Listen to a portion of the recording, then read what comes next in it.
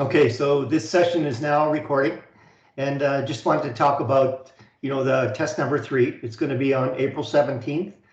It'll be remote, like everything else, and I caution you to make sure that your lockdown browser and your webcam is working properly, and you may want to test that. It's going to be at 7 p.m. Test 3 is going to cover 50 multiple choice true and false questions, and it will run. It'll run about the length of a seminar, although there's a 3-hour period because it's exam week that's been put out for it. Again, 50 questions and chapters 9, 10, 11, 12. All right. So sorry, topics 9, 10, 11, 12, and topic 13 will be one based on a culmination of what we've taken. It won't be tested. And also, I just want to remind you on participation activity 13B is where you can get 3 bonus marks for all the surveys you've taken. And there's some specific instructions under 13B that you should review to make sure that you you put forward a screenshot of 25 plus surveys, that haven't been used for other participation activity reasons. And like I said, the instructions are there. And the easiest way to do that is to perhaps put all your screenshots on one PDF and upload that into the posting for 13B. Okay, so that's where that is. Any questions at all? You can ask me a question about that before I get started. Okay, no questions. I'll get started. We have a few people on board here. And again, this is a recording and it will be on the YouTube channel that I have put together, and other people can pick up on it anytime they would like. So it's week 12, it's commentary topic 11, and basically it talks about how to manage the value chain. But really what the message here is that you manage a value chain to create competitive advantage. And especially, if you're really good at it, you create sustainable or sustained competitive advantage. So value chain is a theoretical concept that was coined by Michael Porter. But if you take a look at that, you extrapolate that, like the value chain is theoretical, but the supply chain is a manifestation of that theory in practical terms. So when I'm talking about the value chain, most times I'm talking about the supply chain as well. And everything that you try to do in a supply chain really is to create sustainable competitive advantage. And that's what, the last few topics have been all about, is that how do you create competitive advantage, and then how do you sustain it? And it's just as hard to sustain it as it is to create it, because as soon as you're successful, you have competitors that want to come in and enter in your space to be able to compete with you, because there's profit there to be made, and they're hearing about your success. So that's where we're all starting. Okay, again, we're recording, so we'll just get started. So let's say 20 years ago, it was all about companies competing with companies. But today, it's all about supply chains competing with supply chains. So Amazon competes with Alibaba, who competes with Temu, and who competes with Shopify. And so the focus now is on the business partners and the additional players. And supply chains can be small. It could be like a local bakery that has contracted a delivery service. That could be a small one, or it could be very large, like Amazon, where it has business partners and it has actual affiliates, that are players, and they could be very, very large. They could be in the area of 100 players or more, and so that we really have to look at the supply chain now as a virtual company, and how you align all those forces and to make, to create this sustainable competitive advantage. And that's really, that's the challenge in today's world. And oh, by the way, let's add, artificial intelligence on that. And, in your business cycle of being a business leader, and you know, buckle up. You're going to have you know, a lot of challenges ahead of you. Okay, so it's all about the focus now is on business partners and supplier type players, and look at where IBM is in its approach to supply chains. It's all about AI, you know, and AI is for better profitability. Well, what does profitability result from? Competitive advantage. And IBM, it has planning analytics to unify your teams across sales, you know, across operations, et cetera. And they align logistics and inventory planning. So that's going to be a big part of that. And that's where you, as business leaders, really need to amass some, you know, critical thinking skills and understand, you know, systems thinking to be able to put this all together. So, you know, you're into a big challenge here as we go forward. So let me talk about the deliverables. There's 4 main deliverables for topic 11 and week 12. And the first 2 are individual ones. So what I'm asking you to do is that on participation in 11A, I'm asking you to go back to your communication style Pearson Rebel survey from topic 8 and ask you, how does this compare to your communication as you work with this group now that you've been working on participation activities and then group projects, and I'm hoping by now you've already started working on your team paper or your team project, the Amazon team project, to be able to do that. So with that, what I'm asking you to do is describe at least 3 points that are considered, you know, as you're working with the group, executing on the group exercises, and then explain for each point. So, and that's a typical thing that I ask you for, you know, when you're writing things, you know, you make an assertion and then you substantiate the assertion. And you know, I bought a loaf of bread. Well, why did you buy the loaf of bread? I bought a loaf of bread to feed my family, and here are the benefits. Okay, so that's really, you know, what I want you to do.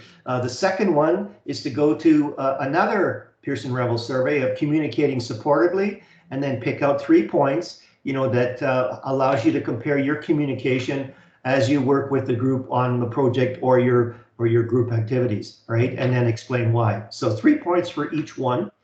All right, and then for the next 2 deliverables, we're going to look at participation, topic 11C and 11D, and already I see that I made a typing error here. So what I'd like you to do is you're gonna look at Tim Hortons again, and I want you on 11C to pick out 1 key supplier, just 1, and then go to the links, and again, you can't get the links off of this commentary presentation because they're pictures, but go to the you know, to the topic, you know, 70+ slide deck, and be able to use these links to get to that template where you're going to fill this out. You're only going to fill it out for 1, and it says here, you know, this activity is related to participation 11D. So read 11D before you even do this one, because you're going to use that same supplier that you picked to do 11D. All right, and then to help you, what I've done is I've actually added another link to a business processes article to really help you fill out this piece. Okay, and then I'll talk about that a little more. I've got another slide around this deliverable, you know, further down in the presentation, you know, that talks about SIPOC and how to use it. So we'll do that as well. So here we are with 11D now, and what I want you to understand here is that I'm asking you to take a look at that supplier that you picked for 11C, and then explain or comment on 10 of these supplier evaluation criterias on why you would have picked, you know, that particular supplier, and so that, you know, you consider this supplier as a best-in-class type supplier for Tim Hortons, and it utilizes, you know, that Tim Horton utilizes. And you go through that, and then you know, this could be basically just you know, 10 headings and a few points underneath each heading to kind of describe that. And you find that the template for that, or the outline provided, is on this link. And then again, go back to the topic 11 slide deck in Blackboard and click on that link to be able to pull this up and comment. So here's something about that, is that most of the material in the Blackboard topic 11 slide deck talks about, 8 attributes of criteria for a model supplier. And I found this one, it's 10, and really, it's an evolution. So I want you to do the 10, but when I start looking at when I start presenting in terms of the slides that are in the topic 11 in Blackboard, you're just going to see 8 items identified. All right, so just know that that's the distinction. You've got 10 to do in this homework, and then we're going to talk about the main 8 as we go along. Okay, so any questions at all? How are we doing? I see maybe some thumbs up. Are we all ready to keep going? Okay, good. Okay, thank you. All right. Okay, so again, because we're talking about creating and sustaining competitive advantage, we also need to talk about the transformation that goes along inside of that supply chain or that value chain, and there's always some sort of transformation where something gets created, all right, and then it gets put through the channels to get to the customers. And the thing is that the transformation adds value every step of the way in that value chain, and we're gonna look at that value chain and accordingly the supply chain. And so in the manufacturing, obviously it's inputs of raw materials as they go in, and they actually get transformed into, say, some parts, and then they get assembled into a main product output, right? And then those are mainly physical transformations, but also some of the transformations involve inputs and our information of the inputs are information or people, right? So those are different pieces as well. And the reason why we're looking at this is I want to highlight retail, and retail is an exchange transformation, and I'm gonna emphasize on that, and it's really to let you know where to focus your studying on in terms of transformations. So you see this is highlighted in yellow. So in terms of retail, it's an exchange transformation. And it's available where the customer is. And we talked about the customer journey, and we talked about now that in the mode of marketing, you need to go to where the customer is in terms of where's the customer's community, where are they residing to be able to get products and services there. All those aspects of going to where the customer is. And there's essentially 4 values in terms of or 4 value creating activities for retailers. 1, providing the product, and and that's with its related attributes, no doubt. We saw in the last topic around pricing strategy, how that adds value to the customer, and there's different pricing strategies that you would look at. And the other one is providing a wider range of product offering. And I talked about good, better, best and some of the lectures, and really those are options around putting out a basic product and then showing some augmentation on that product to be better, with more features and benefits, and then showing an additional piece where you can get a premium price for an elite type product that has many so in terms of good, better, and then the best, it has many of those attributes and features and benefits. So providing that wider range of product offering in the good, better, best, and then within within a product line, and especially when you're working with B2B, business to business, say you're a wholesaler, it's your advantage to be able to be a one-stop shop for your customers. And why? Well, think of it, as say a contractor. I was a securities system contractor, for retail and small medium businesses, and we would only go to one supplier. Why? Because it was one trip. We could pick up everything we needed, so the costs are lower and the administration costs are lower. So providing a wider range of product is really bringing value, to customers. And then the next one is improving and innovating on products, and that that really helps you sustain your competitive advantage. And also it actually lengthens, your product life cycle, because now you stepped it up, and you're staying relevant with your customers. So that's the fourth value creating activity of retailers. So this is 4 good things that you should remember as you go forward. But here's a little bit more on the exchange. You can see the input of a customer is cash or credit, right? Let's say that this is a customer, and then the input of the retailer, is some good or service. So it's an actual exchange of what's going on. And so now we say, well, why do we need to know about the value chain? In topic 11. And so what we need to do is talk about, this is all part of this transformation of taking something and transforming it into a product or service that you're providing to the customer. And we have a template or a framework called a SIPOC. And that's really taking a look at the supplier, and then the people as that supplier, who's doing that in terms of core competencies. And we take a look at the inputs that supplier provides, into the value chain or the supply chain, right?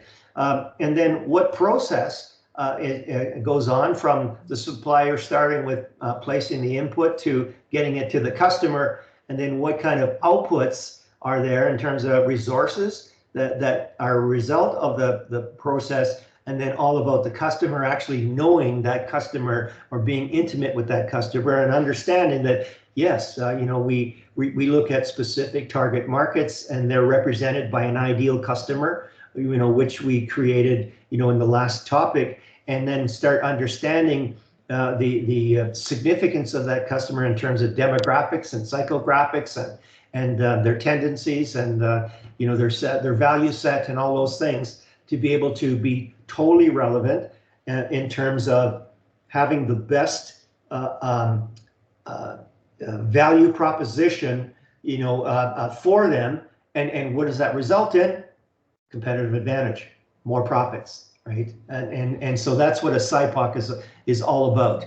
Okay, so by creating that SIPOC, what do you accomplish? Well, we make this value chain leaner. So we're going to talk a lot about total quality management. We're going to talk about Edward Deming and his 14 points, and we're going to talk about lean, waste in terms of using lean processes and just-in-time delivery. So all that makes this value chain leaner. How can we make this process easier? Are we delivering a quality product to our customers? Can we improve the way we manage our suppliers, which is so paramount in terms of, say, Amazon with its many affiliate suppliers and partners? How do they all come together and align to be a virtual company? So I'll give you an example. So I want to buy a tool, a wrench. So I'll go to Amazon and I'll order a wrench, and an affiliate supplier, a tool supplier, will supply that wrench, and sometimes it will go from that supplier directly to me. Okay, so let's say that the tool is faulty, or the tool comes back and it's delayed in delivery. Am I upset with the tool supplier? No, I'm upset with Amazon, right? Why? Because that's the brand that it's all under. So Amazon has to be really clear, with that supplier, that they have to perform accordingly, and they have to be good in all these areas. And we're going to talk about the criteria of choosing suppliers, in the later part of this organization. So we need to improve the way we manage our suppliers, and that's what a SIPOC can do. It characterizes what's key, and then now there's criteria to be able to not only select but manage those suppliers. And our suppliers are delivering what we need, are they? We got to know that. And do we know, now it talks about the personas, that's the buying persona, or what we call an ideal customer. What are they all about? What demographics do they fall in? How can we, working with our partners in a supply chain, in the overall value chain of that supply chain, to be able to bring the best value affordable to that customer, in terms of more value per dollar, and what does that translate into? Competitive advantage, more profit, higher performance, those kind of things. And then, last but not least, are there any inefficiencies that can be improved when creating our product? And that'll all come out in that SIPOC. Okay, so we talked about the value chain and how it's the theoretical aspects of a supply chain. So let's talk about Porter. We're talking about Michael Porter, and Michael Porter actually, he coined the term value chain, and so this is his illustration of what this is, and you see here, and this is important in terms of you could see some highlighting here. So these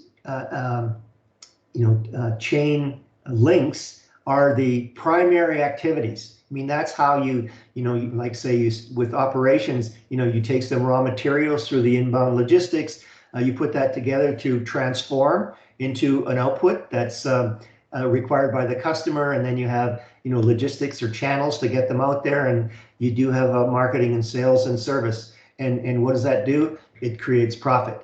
So these are primary activities, each one of these. And there's typical support activities, the firm infrastructure, procurement for all these chain links. Let's talk about human resource management. So you don't, in terms of, economics and specialization, you can have a very strong human resource component now that will supply their expertise to each link in this chain, to all those partners and players. And all what this results in is profit, but what? Through competitive advantage, right? So that's what this is all about. And we're going to talk about that a little more, but here's where we are. And Michael Porter here, just take a look at, where he started off. He's talking about competitive forces. So naturally, the name of the game for a value chain is to generate competitive advantage, and especially generate sustainable competitive advantage. And all these tools are used to do that. His 5 forces models is all about characterizing the industry in terms of entrants and buyers and sellers, and how do you manage sustainable competitive advantage, and then he's come up with generic strategies. Strategies, what's the definition of a strategy? It's an instrument that creates competitive advantage. So you see how this is all coming together right here. All right, so basically Porter's value chain, you can see some highlighting here, and a lot of these slides here to give you some context around that so you can understand that, and will prepare you for studying for the test.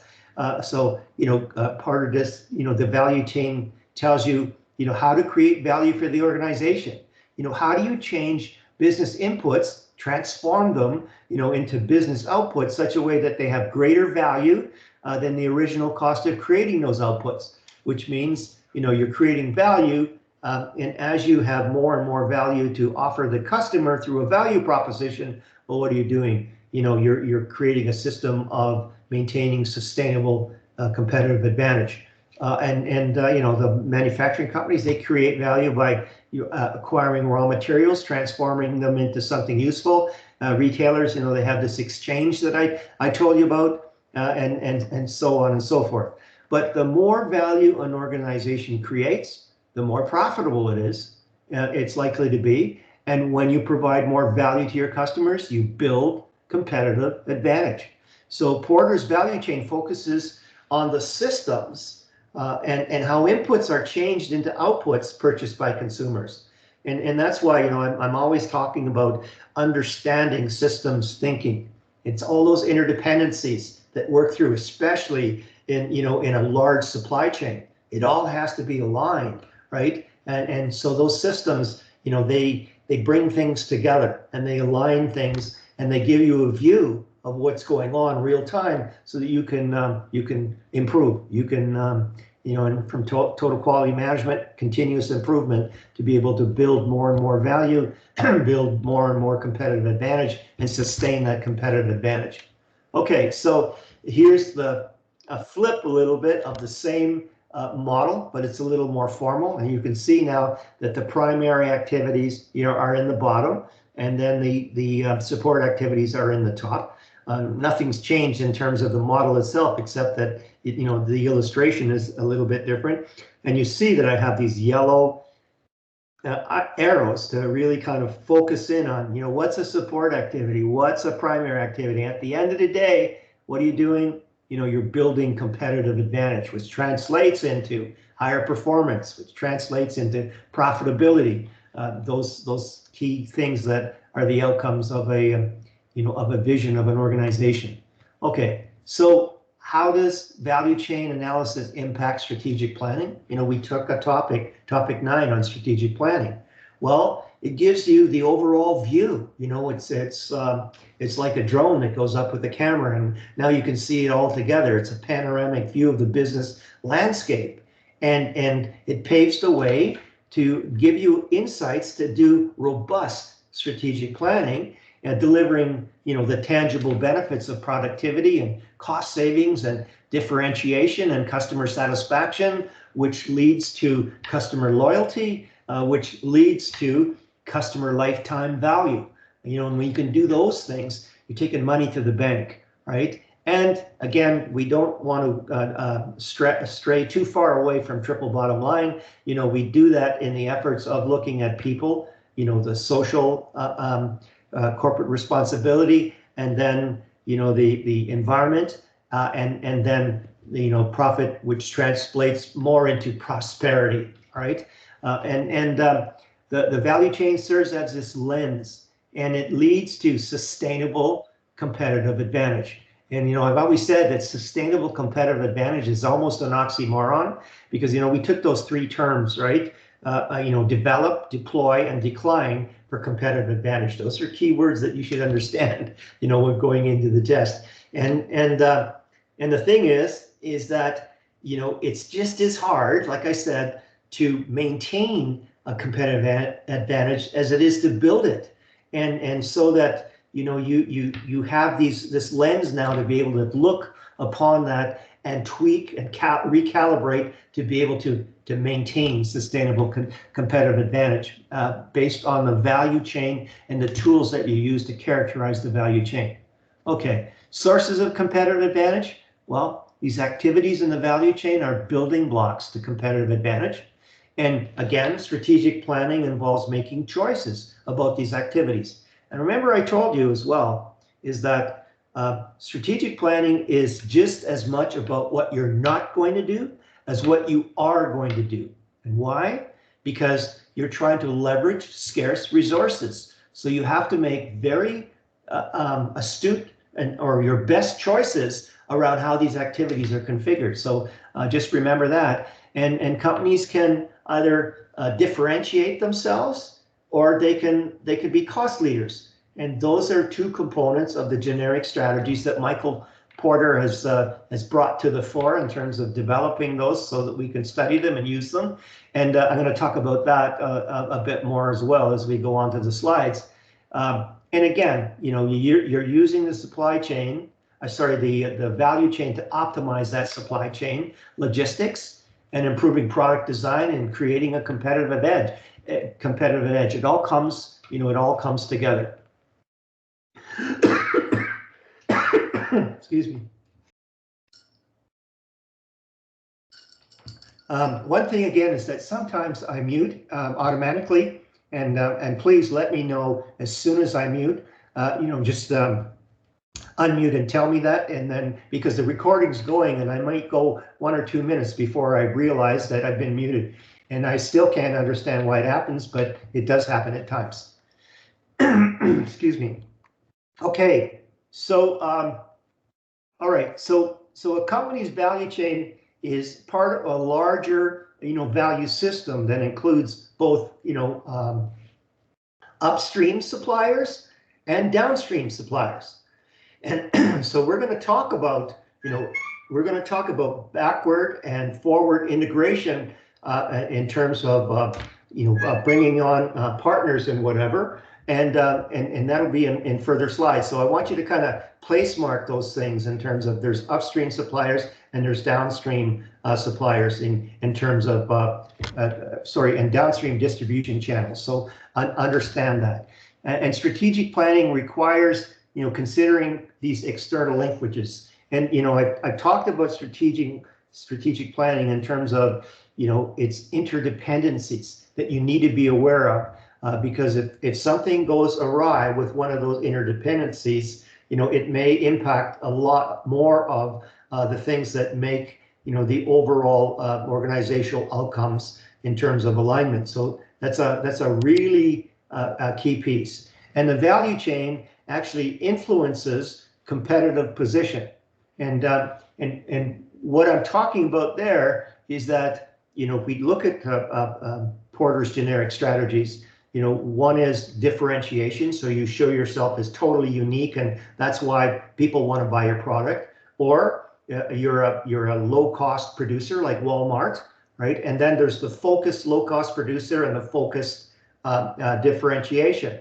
But again, the value chain, you can't do it all at the same time. You're either a low-cost leader or you're a differentiation provider, because the strategy has to align all the way through the value chain. So you can't be both. You're going to confuse the organization. You're going to confuse your customers. So that's a key thing to understand as you're doing that. And then strategy reflects a set of choices made regarding how that value chain activities are configured and integrated. So again, if you've decided that you're going to be a low-cost leader, well, your activities will be configured and integrated towards being a low-cost producer, and vice versa. If you decide that you want to be differentiation, well, then your choices, will be how that value chain activities are configured, to be unique in your industry. So managers must have to, they look at these activities not merely as a cost, but as a step that adds value to the final product or service. And decisions about resource allocations and technology adoption and process optimization, they're all strategic choices influenced by the value chain. So again, depending on what strategy you have in that value chain, it all has to align. All right, so that's where that's coming from. And again, what are the tangible benefits? Well, enhancing productivity, achieving cost savings, enabling differentiation, enhancing customer satisfaction, those key things.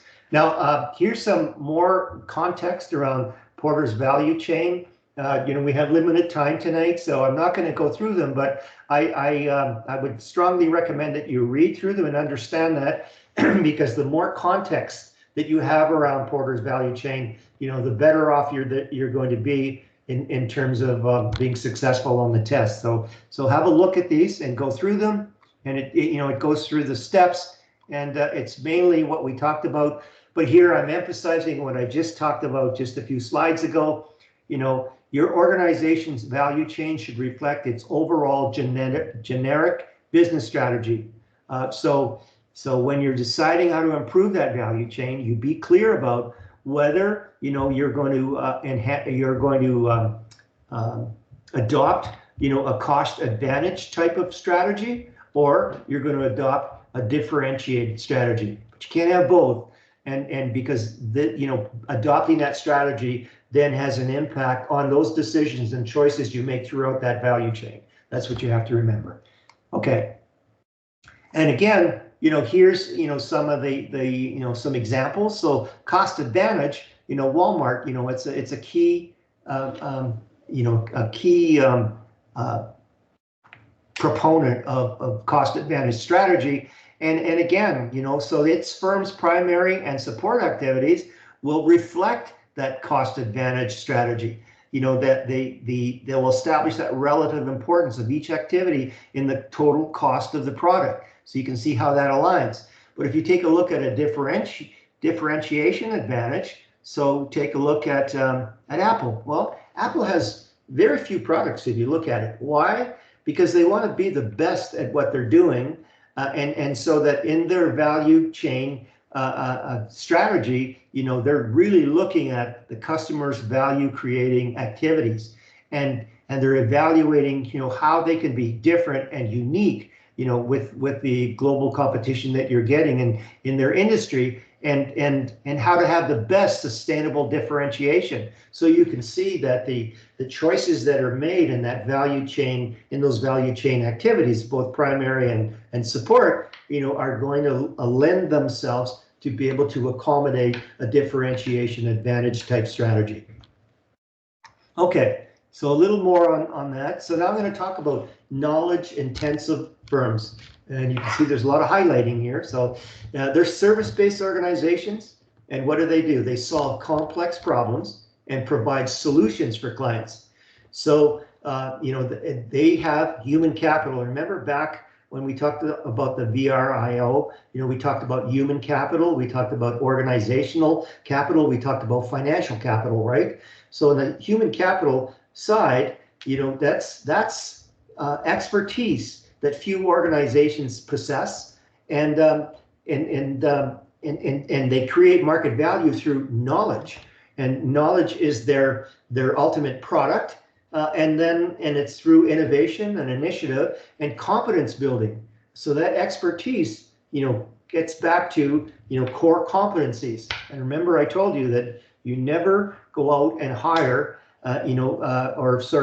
hire your specific core competencies, because what you're doing is you're training another organization to compete with you in the future. So never outsource your core competencies. I keep on saying that, but that's a real key one. So what types of firms are knowledge intensive firms? Well, health, biotech, pharmaceuticals, telecommunications, information technology. So you can see that their currency is knowledge. And here's a little diagram to kind of demonstrate that. So really what there is in this business, there's knowledge stock and there's knowledge flow. So these organizations, they will sequester around data, and that data will create information for them, which translates or transforms into knowledge. And now what they have is this intelligence now that they will share, through flowing. Here, they're mining this data, they're storing and organizing it, and then they create this knowledge and they share it and they utilize it, and then they provide that to a supplier. So knowledge intensive firms, key characteristics, knowledge, skills, and experience of staff. That's core competencies. Knowledge is often tacit and difficult to imitate and embed, so that gives them competitive advantage. And both the knowledge stocks and flows are really important, and they rely on that creation and transfer and integration of knowledge to be able to provide those services and solutions, to their customers. So here's sort of an illustration of a value chain. You notice there's no highlighting here, so you don't have to worry too much, but I just wanted to, show you, where you have, some primary activities and some support activities in that value chain, and what are they looking towards? Performance outcomes. Well, performance outcomes are really from a basis of competitive advantage, and performance outcomes translate into profits as well. And again, let's not just think about profits, let's think about people, planet, and profits, in terms of triple bottom line. Okay, so we talked about improving, the value chain, say through the SIPOC, but really we want to embrace total quality management. And then, so what are some of the key areas? And that's why, I highly recommend that, you do a little more on total quality management. You understand, what lean management is all about. You understand what just-in-time inventory is, and the characteristics of total management, total quality management. It'll go such a long way in giving you good, business practices to be able to follow, and standards to be able to use in whatever you do. So I can't say enough about that area, but let's talk about the value chain. So quality assurance, you're preventing defects before they happen. Lean manufacturing, well, you're minimizing waste and maximizing productivity, in order to maximize the value for the customer, value chain. Supply chain management, well, that's the collaboration and the coordination of all those components, and that's an overlay on the logistics side of a supply chain. It's an overlay to be able to plan for it. Sorry, let's go this way. Plan for it, and then measure it and recalibrate it. As it's going through the supply chain's value chain to produce value for their customers. Okay, so in total quality management, it's all about continuous improvement. That's known as Kaizen. And really, when we're going to be talking about Edward Deming, which is one of the the quality management gurus that really started this movement, and a lot of his thrust in his 14 points, for quality management, continuous improvement is a big component, and also employee empowerment, and then focus on customer satisfaction. So those are three areas where you can apply those disciplines to the value chain that impacts the supply chain, in terms of the practical aspects of doing business. With those kind of disciplines, you can really ensure that you're creating, the best or the most value, for the least amount of cost, within a triple bottom line, envelope, to be able to do what you need to do in terms of supply chains. Okay, so let's talk a little bit about Edward Deming. He's a really important person. He's the father of total quality management movement.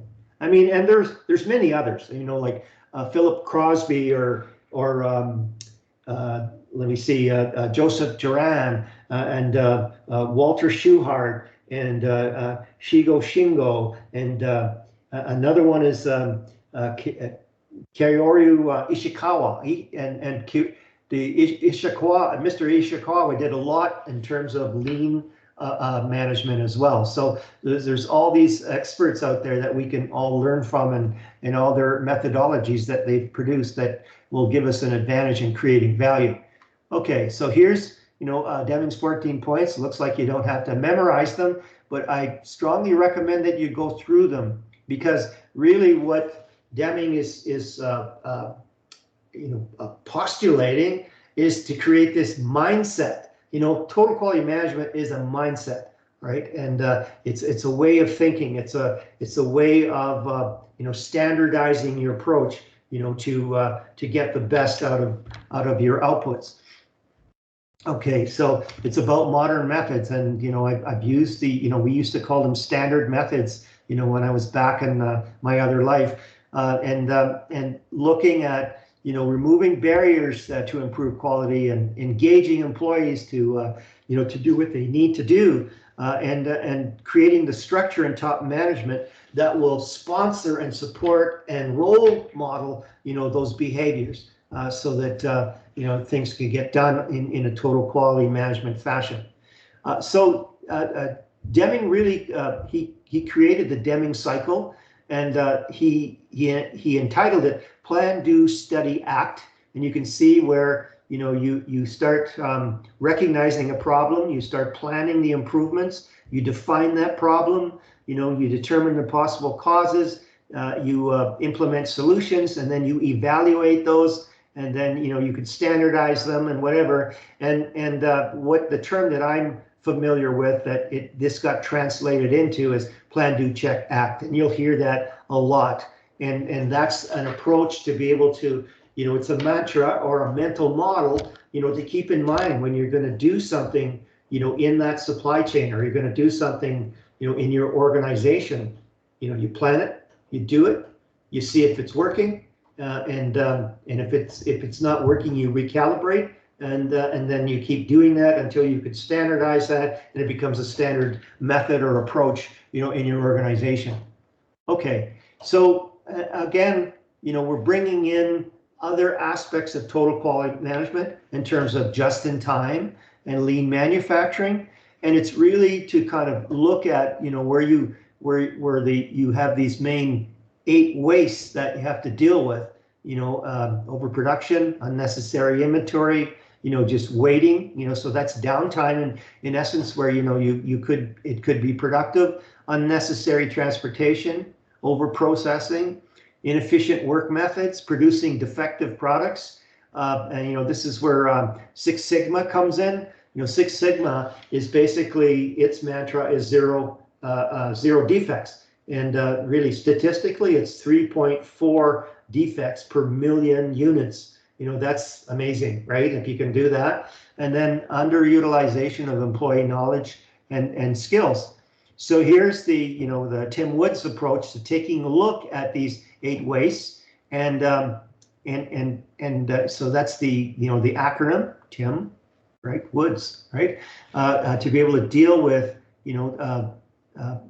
those things, and I just want to kind of give you an idea of why just in time is so important for inventory. And I think I've probably said this in class many times, but in North America, inventory makes up somewhere between 35% to 65% of the cost of producing and in selling an item.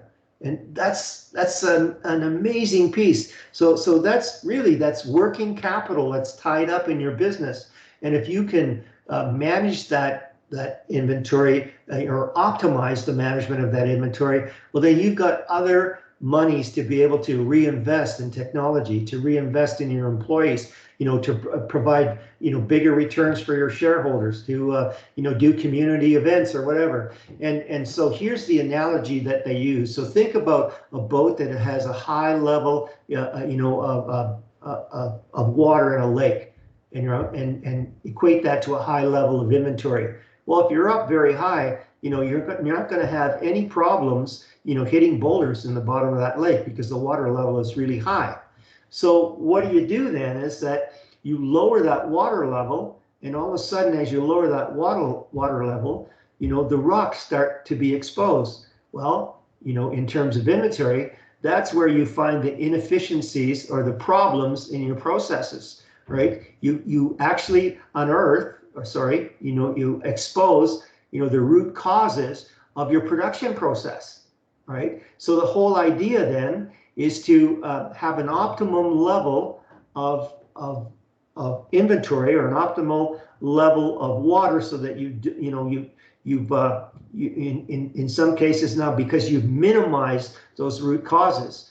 So what you're doing then is, by having just in time, you're really kind of lowering so that you can expose these problems, so that you can fix those problems, and you have a better running production system with less inventory, which means higher profits, which means less tied up capital that you can use. So that's the analogy that they do use. So when you lower that level of inventory, my goodness, you're going to find those problems that you need to fix, and if you fix them, well, then you're on your way to a quality approach.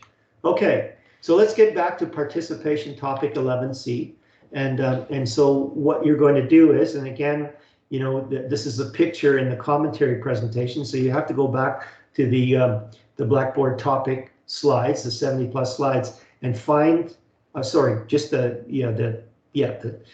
topic itself, and then click on these links. So you'll get this template. But how you want to do this, now this is the key thing, is that you only identify one supplier for Tim Hortons. And that way you start filling this out in terms of suppliers. Well, who are the people in that organization that provide that input to that process, to identify that. And then when you characterize the inputs, what are the resources that are added to that process by that supplier, that particular supplier. And then you map that process of that key supplier for Tim Hortons. And so let's just say that it's the supplier of all the coffee beans nationally for Tim Hortons. That could be a process. How do they do that? How do they, from the plantation to the to the roasting, to getting it to each like a warehouse down into the channels, into the various stores? How does that happen? Right down to once that process is going through, what are the resources that result from that process? Well, you have coffee and coffee pots, right? And then who are those customers? The person, the organization. So you identify, the key target market or markets, and what are the ideal customers that that supplier is helping in terms of targeting and providing a service to. All right, so that's what you're going to do in this particular activity, and then that particular supplier that you chose. So let's just say that it's a supplier of coffee beans. Then what you're going to do then is you're gonna answer. I'm sorry. Then you're gonna go through and you're gonna get the link on this document, and then you're gonna determine what are the attributes of selection criteria, in each one of these attributes, the 10C model, and populate that for that supplier you chose. And let me get back to this piece now. Right, you can see, in this SIPOC, I wanted you to kind of understand, here's just a straight business model from my hero, Alexander Osterwalder. And you look at key partners, the revenue streams, the key activities, the actual customers. Well, that sure looks like what you're looking at in this SIPOC diagram. And what is this all about? Well, understanding, how you make money and how you sustain competitive advantage. So you don't need to know anything about this for the test, but I want you to know that this is one way of really kind of keying in on what's important on the SIPOC example. But why do we do this? Well, we want to make the value chain leaner. That's why we're talking about total quality management. We want to make this process easier. We're delivering a quality product to our customers. We want to improve the way we manage our suppliers. Our suppliers are delivering, they're making sure that the suppliers are delivering what we need. How do we know which ideal customers that we're satisfying and what demographics do they fall in? So it's a partnership, with our suppliers to really determine, what they are, so that we can be right on target to enhance our value proposition, which will enhance our competitive advantage, right? And then, are there any inefficiencies that we can improve when creating our product? So this is another tool that we can use to assess competitive advantage, in our value chain, which translates physically into the, a supply chain to do that. So here's some other areas to, to kind of help you, decipher what you need to do for a SIPOC. I talked about that. And again, here, I told you that, there's 10 types of criteria, because this is a more recent output, and the topic slide deck in in topic 11 really talks about 8 of them. So that's why that's the difference. So we're gonna focus on these 8, and in terms of supplier identification and selection, well, you need to find out who are the best ones. You need to appoint one. You need to establish the qualifications. You need to develop that initial list. Sometimes you need to go out and get information. That's what a request for information is all about, an RFI. And then once you do have the information, then you can put that in the form of a request for proposal, and then these vendors can bid on getting in there. And then you evaluate that process. You develop a short list, and then you make that selection. So these are all key, and it's really important, because you need to find suppliers that have the right mindset. They have the right attributes of making your overall supply chain successful. They have to be in line with your core values. They have to be in line with your vision, and they need the attributes to really grow with you. They need to have all these things in terms of understanding customers. So you need this detailed agreement of service levels. So in my experience, being in corporate development at TELUS, one of the best models for service levels we're dealing with suppliers was TELUS Mobility at the time, and it was an up and coming a part of the TELUS piece. It was a subsidiary, and it really had a strong hold on what their suppliers were doing. Why? Because it was totally aligned with total quality management, and those service levels had incentives, and they had penalties, and they were managed, very rigorously, and that's why that part of the organization was so effective and high performing and high growth rates every year.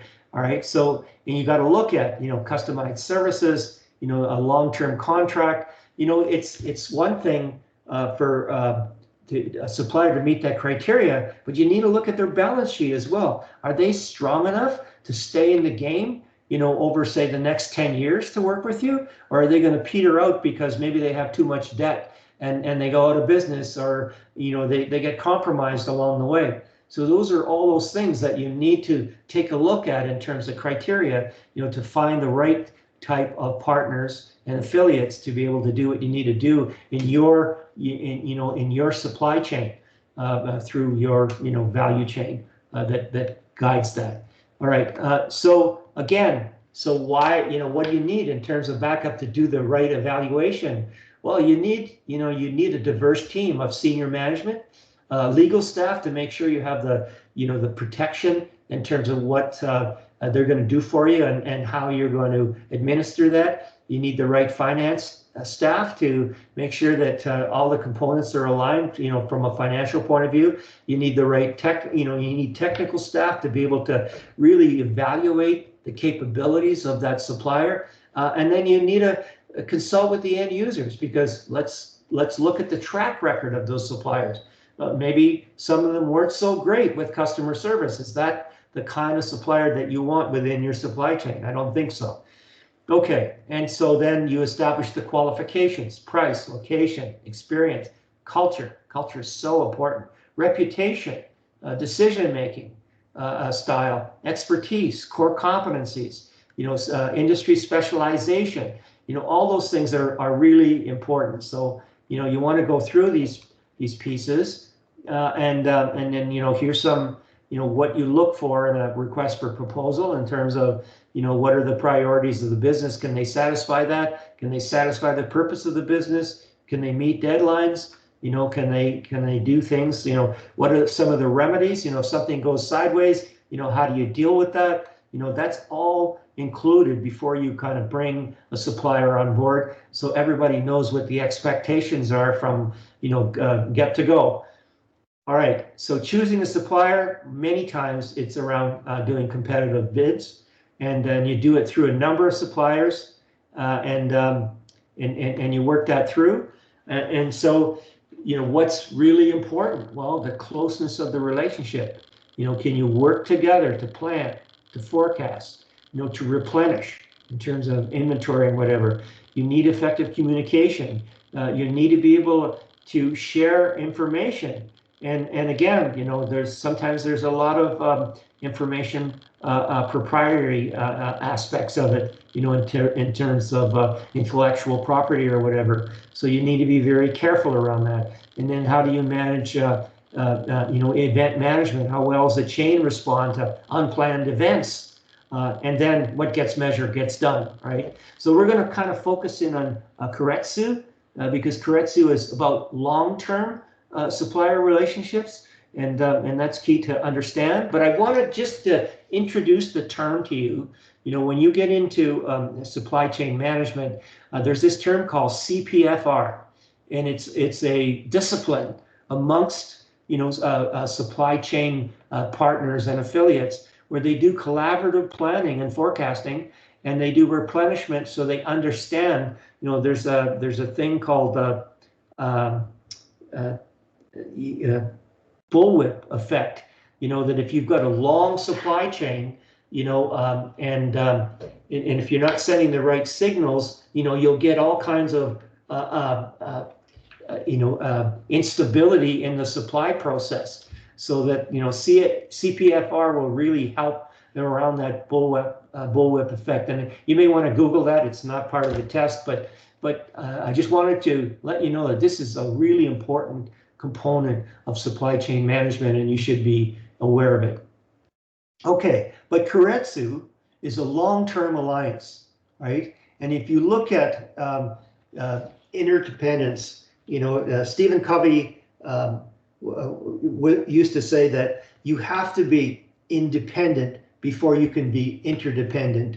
And what he meant by that, being independent, means you have your your ducks in a row. You have a command on your capabilities, on how you manage your resources. And then if you can do that really well, then you're ready to be interdependent, inside of a system with other players, right? So what that means is that your organization dependence has to be high. That's being, independent, and your dependence with partners has to be high, and that provides a high level of interdependence, which creates an effective relationship, and that's key. So that's what you need to know about Keiretsu. Is what they do is you can be the best of the best because you have this network of partners that exploits the synergy across all those partners to be greater than the sum of its parts. All right. So in that network, you could have outsourcing or insourcing. So let me define that. So outsourcing is hiring a party outside of the company to perform a part of the value chain process. So let's say I'm a bakery.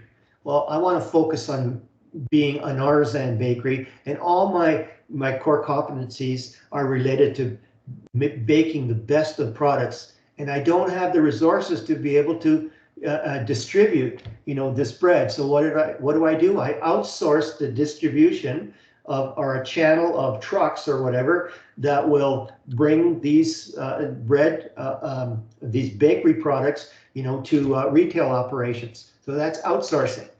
But so I enlarge the organization, and all of a sudden there's advantages for me to provide my own distribution. So that's insourcing. So I'm using my organization's own personnel and other resources to accomplish the task that I previously outsourced, right? So that's the key. And let me kind of qualify that. So insourcing versus outsourcing, there's another language out there that say, well, make versus buy, and you do an analysis.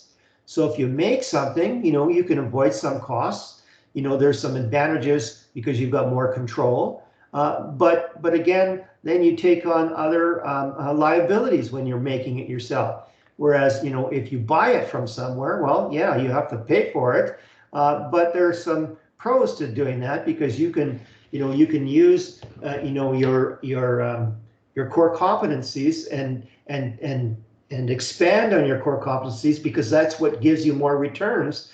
So you may have, getting back to the bakery, the distribution company is probably a lot more efficient and effective and cost lowering than if you tried to do it yourself. And so now you get a lower cost than if you did it yourself on the distribution and spend all your resources baking these magnificent products. All right.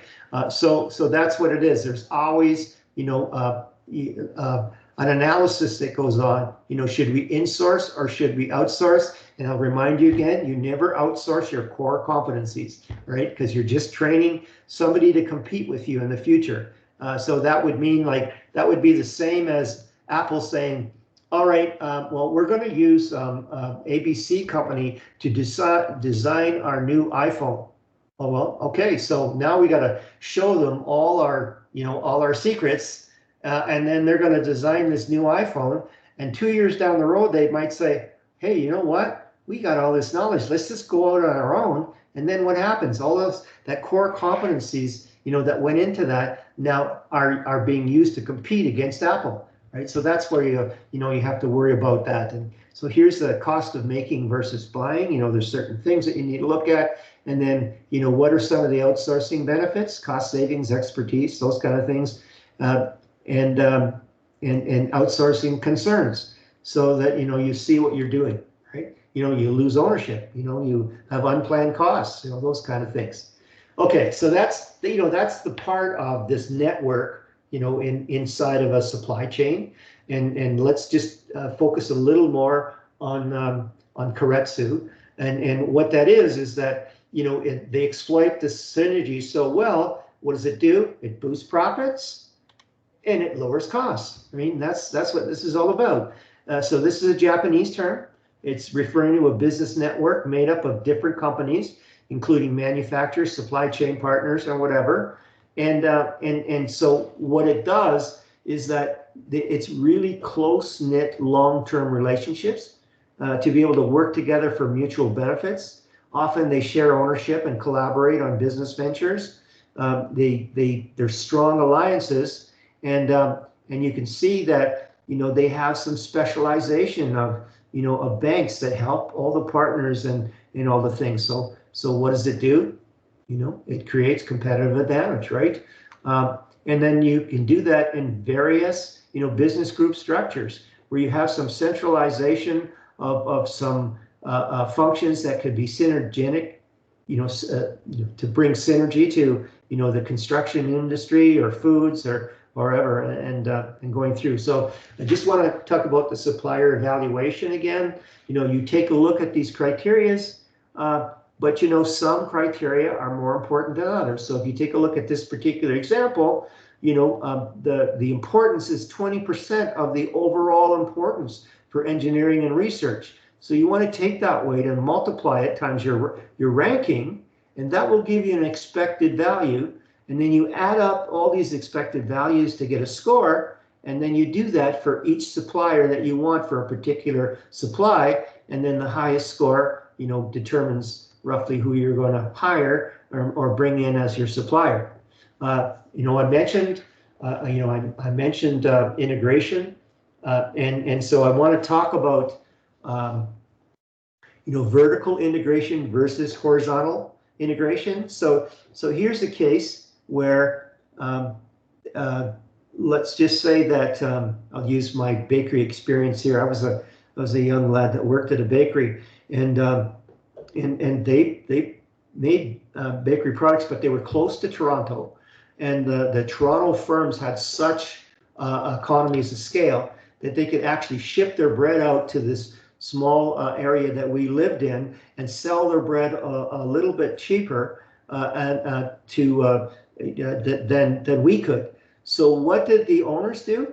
The owners then did forward vertical integration. What they did was they bought a series of small corner stores or convenience stores that could guarantee the supply of bread and baked goods to them, and set up a strong supply chain, you know, to be able to still maintain their position in the market, and these small areas weren't the target, you know, for those Toronto bakeries. The Toronto bakeries were mainly looking at, you know, supermarkets to sell to, and so that they created their own market by doing forward integration.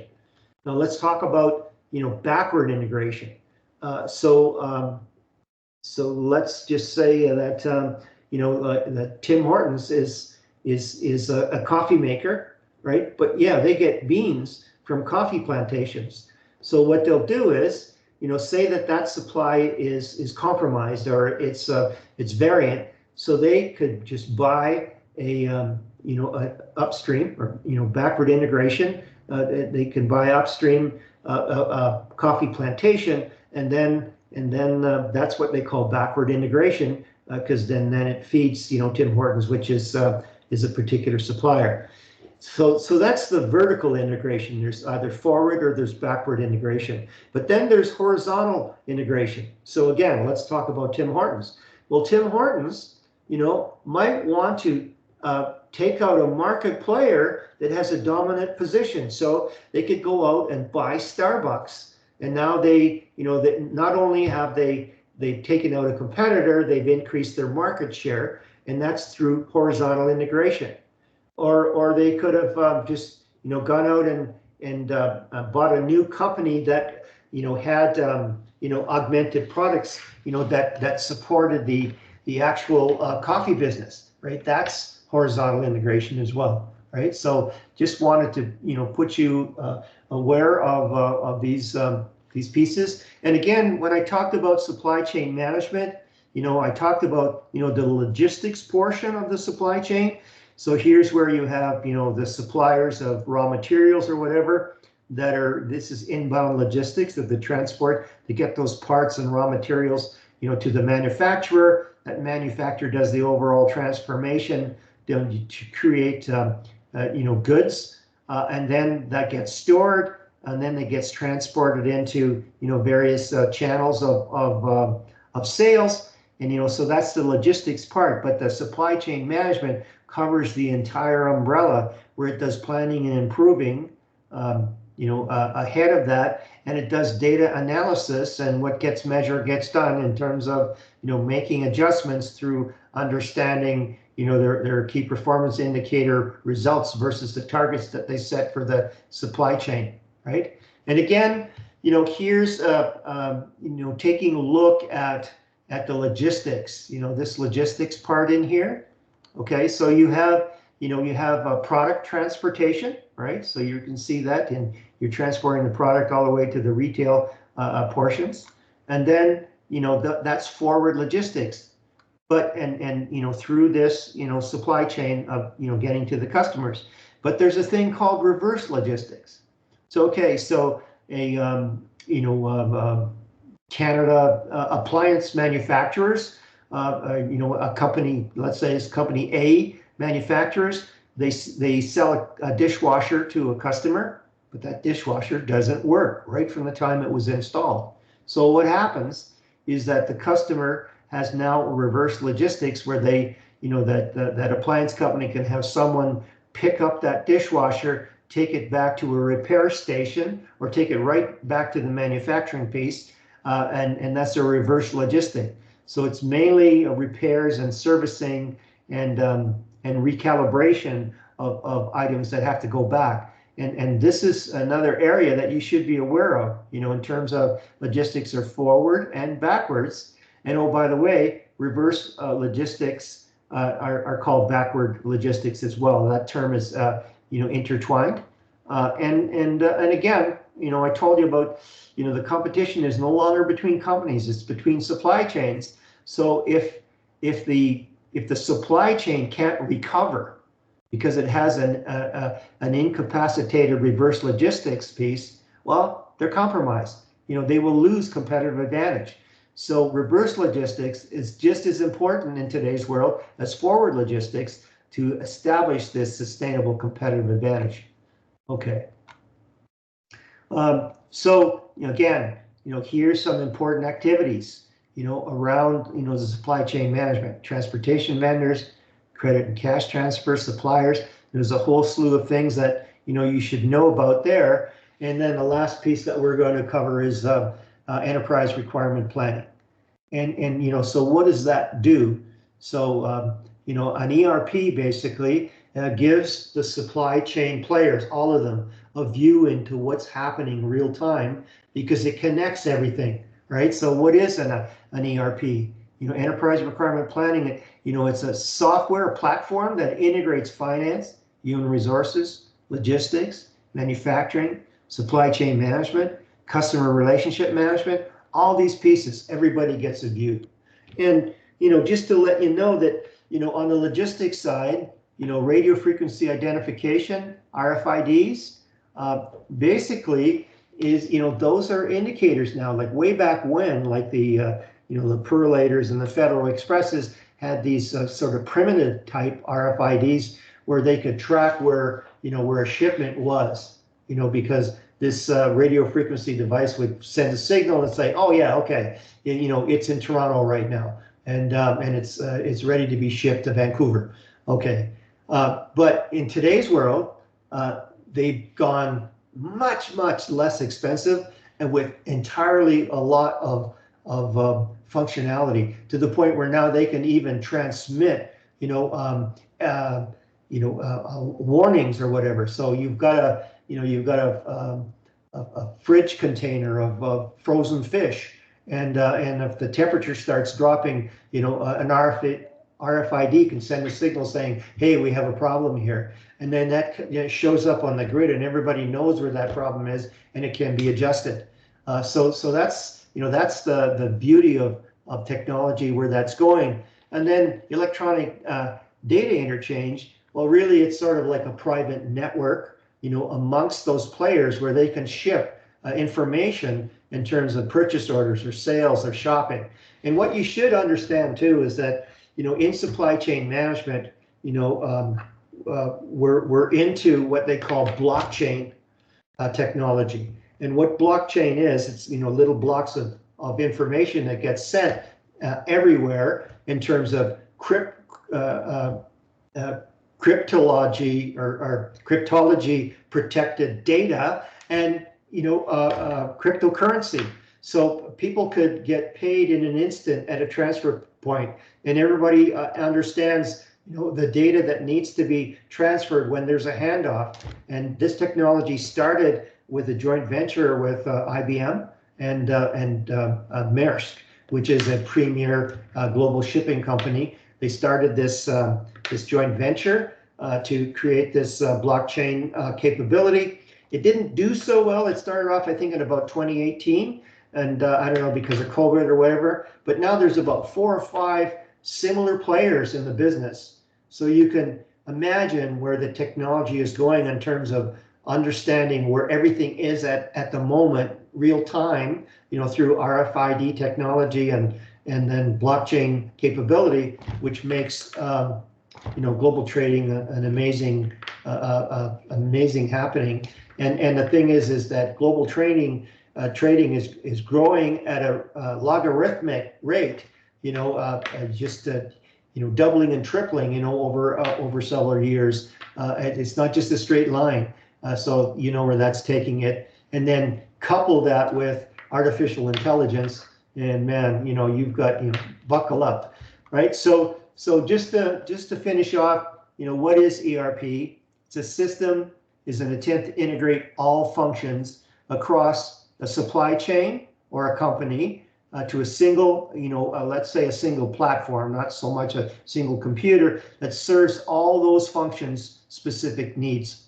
And integration is the key for ERP implementation.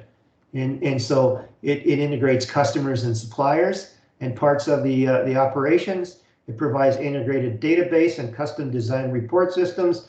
And again, the ERP now really supports what we would call, a data warehouse. And all those players don't have all their different data storages that in a lot of cases, corrupt because or they're outdated or whatever. So that the data warehouse is the key source for that ERP. So there's no corruption going on, and it's it's standardized. It adopts a set of best practices for carrying out all the business processes.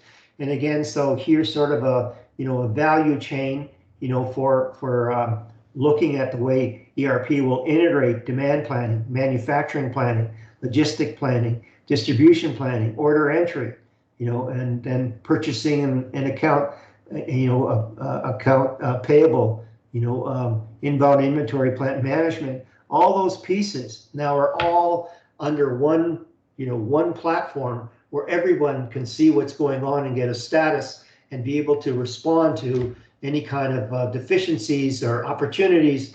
And so financial information is integrated. Customer order information is integrated. The processes are standardized. It reduces inventory, and we talked about the cost of inventory, and it standardizes HR. It will integrate customer relationship management software. So you have the full picture, is what I'm saying. The rest here is just for your benefit, to go through it. I think it would serve you well. But what I wanted to say here is that these ERP implementations, they're not for the faint of heart. They're expensive, they take time, and they really force the challenges of change, because a lot of people, they're accustomed to doing what they did in an organization. And again, we've seen this curve before, and that down here, this is the valley of despair. All right, so resistance to change is very high. I lived this at TELUS, where they implemented SAP as an ERP, and it's a German product, and it took some 5 years and a lot of money and a lot of pain, I'll tell you, to be able to do that. So I just wanted to show you a few statistics here. look at this, all right? So a small business with a few dozen employees and a simple business model may be able to implement SAP in 6 to 12 months. However, a large enterprise with thousands of employees, complex business model can take 12 to 18 months or even longer. You know, it took TELUS, 5 years roughly. Well, TELUS has something like, I don't know, it was in the hundreds of IT systems that needed to be integrated into this SAP system. It was just incredible. So look at this. So cost model saying here it can cost customers paying $1 million in annual SAP support and maintenance, average of $35 million to migrate to a system over a 7-year period. So you can see where that's going.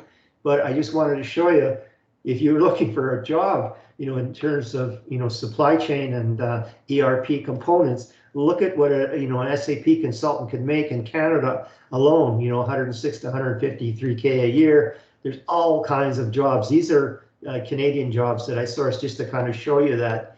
So there's a lot there. Okay, so that's it for tonight. I want you to enjoy your weekend and your weekend holiday, and start studying. And please, if you haven't downloaded your team projects, please do it now.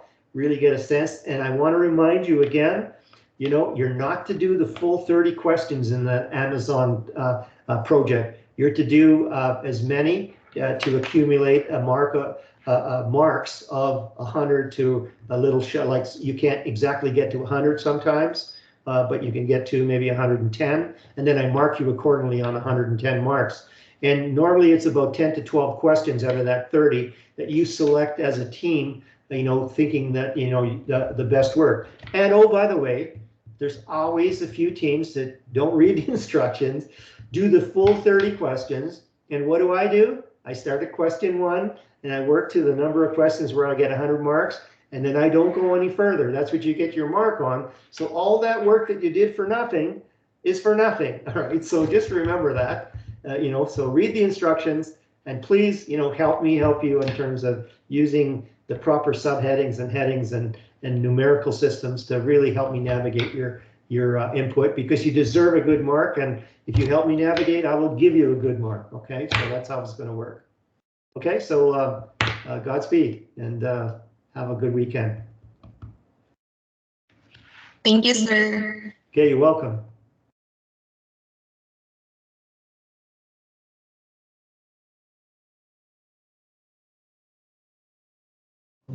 Thank you, tayo. Umalis na siya. Wala pa siya umalis eh. Ako na naman umalis.